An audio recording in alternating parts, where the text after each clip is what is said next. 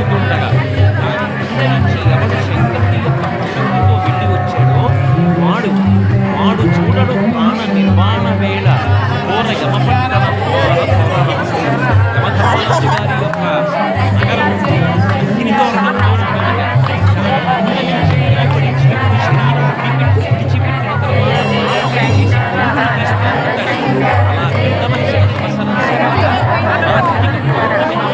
శపథం చేసి కేవలం సమాజం గురించి ఆలోచించి ఒక్క చెల్లెళ్ళన్న భావనతో త్రికరణ శుద్ధిగా బ్రతుకుతానని కోరుకుంటాడో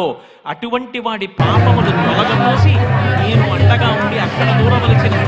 జ్వాలాతోరణానికి బదులుగా ఇక్కడ జ్వాలాతోరణం కింద నేను అండగా ఉండి నిన్ను తీసుకొస్తున్నాను. ఇక నీకు ఆ తోరణ దర్శనం లేదని భగవంతుడు